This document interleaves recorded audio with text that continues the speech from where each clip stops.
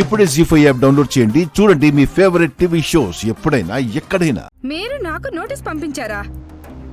మీరు స్వీటీ దత్తత కోసం అప్లై చేసినట్టు మాకెలాంటి నోటీసులు రాలేదు. ఏం మాట్లాడుతున్నారు మీరు?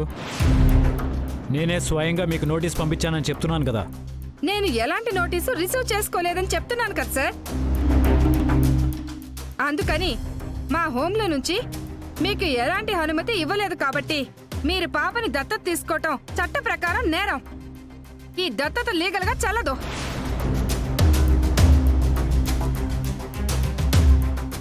మావయ్య,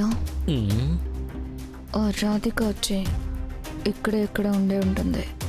ఉల్లిపాయ ఎరవేసి కలుగులో నుంచి ఎలుకను బయటికి తీసుకొచ్చినట్టు ఇప్పుడు దాన్ని బయటకు వచ్చేలా ఎలా చేస్తానో చూడు. సార్, చట్ట ప్రకారం స్వీటీని దత్తత తీసుకునే హక్కు మీకు లేదని చెప్పాను కదా. ఇక పాపని మాతో పంపించండి. దేవి, స్వీటీ మా ఇంటి బిడ్డలా కలిసిపోయింది. కార్తీక్ తనని కన్ను కూతుర్లా చూసుకుంటున్నాడు. మా మనవరాలికి మేము గొప్ప భవిష్యత్తునిస్తాం. పాపకి ఒక పెద్ద కుటుంబాన్ని, మంచి జీవితాన్ని ఇస్తామని చెప్తుంటే ఇలా అడ్డుపడ్డం ఏమైనా ధర్మమా చెప్పు? అది కాదమ్మా, ఏదైనా మోసం చేస్తుంటే చట్టాల గురించి, సెక్షన్ల గురించి మాట్లాడాలి, అడ్డుకోవాలి. అంతేకాని మంచి చేస్తున్నప్పుడు అడ్డుకోవడం ఏంటమ్మా అర్థం లేకుండా? అవన్నీ మాకు చెప్పకండి సార్. స్వీటీకి సంబంధించిన బాధ్యతని, సర్వ హక్కుల్ని వాళ్ళ అమ్మమ్మ గారు మాకు అప్పగించారు.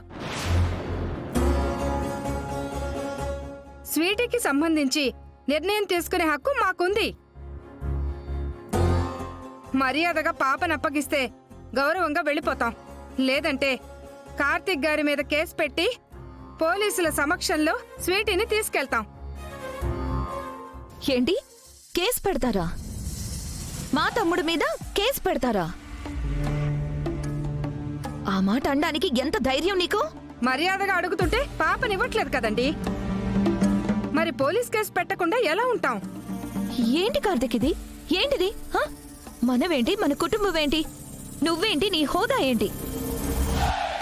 మన ఇంటి ముందు నిలబడ్డానికి కూడా పనికిరాని ఈ వ్యక్తులు నట్టింట్లో నిలబడి ఇలా గొడవలు చేయడం ఏంటి? నీ మీద కేసులు పెడతానని బెదిరించడం ఏంటి? మన పరువు పోవడానికి వీళ్ళిలా ప్రతిసారి నోటికొచ్చినట్టు మాట్లాడడానికి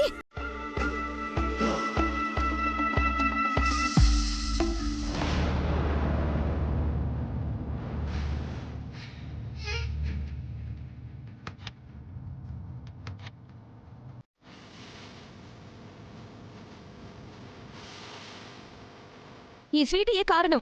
ఇదే కదా కారణం. ఈ పిల్ల ఏమన్నా మన రక్త సంబంధమా? దీనికోసం మనం పాకులాడ్డానికి, పరువు పోగొట్టుకోవడానికి? పంపించే కార్తీక్, ఈ పిల్లని మన ఇంట్లో నుంచి పంపించేసాయి. అప్పుడు మనకి అవమానాలన్నీ తప్పుతాయి. దేవి గారు, తీసుకెళ్ళండి, ఈ పాపను తీసుకెళ్ళండి.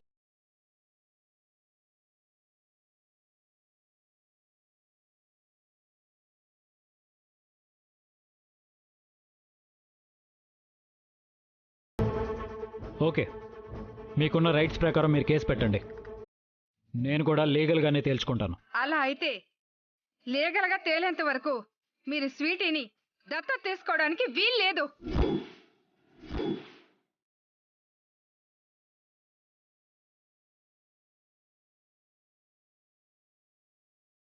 ఈ దత్తతని మీరు ఆపేయాలి.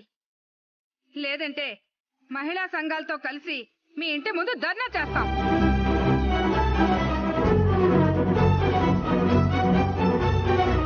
హలో అన్నయ్య, నేను రాధిని. అమ్మా రాధి, నువ్వా?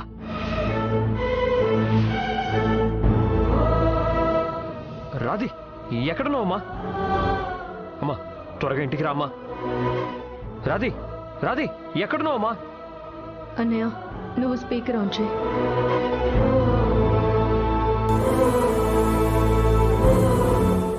దేవి గారు, నేను రాధికని.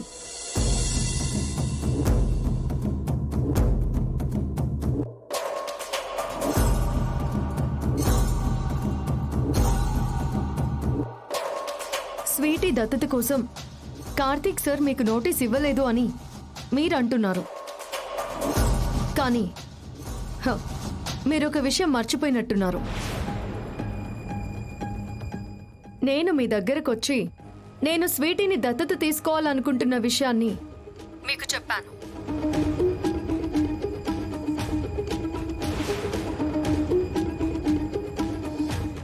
మీకేవైనా అభ్యంతరాలుంటే కోర్టులో ఫైల్ చేయమని ఆ రోజు కూడా మీకు చెప్పాను. ఆ రోజు నుంచి ఏమీ మాట్లాడకుండా సైలెంట్గా ఉన్న మీరు ఈరోజు సరిగ్గా దత్తత సమయంలో వచ్చి గొడవ చేస్తున్నారు. ఆ రోజు నేను మీకు ఇచ్చిన నోటీసు ఇప్పటికీ నా దగ్గరే ఉంది. మీరు కోర్టుకి వెళ్ళినా తీర్పు మాకు అనుకూలంగానే వస్తుంది. ఇకపోతే అన్నింటికంటే ముఖ్యమైన విషయం, ఆ రోజు పాప వాళ్ళ నాన్న అని మీరు ఒక దొంగ అతన్ని తీసుకొచ్చారు. మీరు స్వీటీ నాన్నగారా? అవును మేడం. అలాగే స్వీటీ వాళ్ళ అమ్మమ్మ ఎవరో ఇంతవరకు మీరు చెప్పలేదు.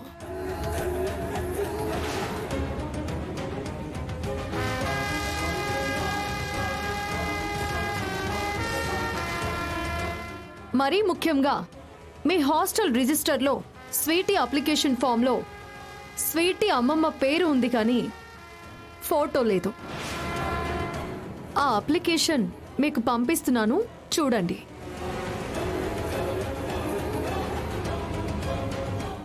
అంకుల్, ఒక అక్క మీకు పేపర్ ఇమ్మని చెప్పింది.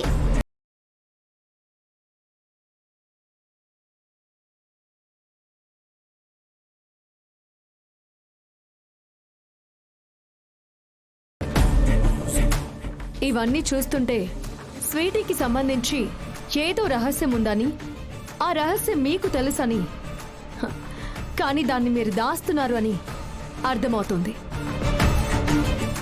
స్వీటీకి నిజంగా అమ్మ నాన్నలుంటే మా ఇంటికి తీసుకొచ్చి చూపించండి. వాళ్లే నిజమైన స్వీటీ అమ్మ నాన్న అని నిరూపించండి. ఈ క్షణమే దత్తత ఆపేసి స్వీటీని వాళ్ళకి అప్పగిస్తాము. లేదు అంటే నేను చెప్పినట్టే లీగల్గా కోర్టుకి రండి.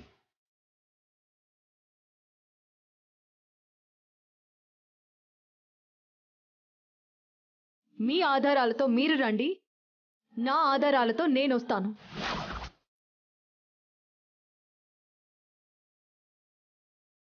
స్వీటీ ఎవరికి దక్కాలో కోర్టులోనే తేల్చుకుందాం.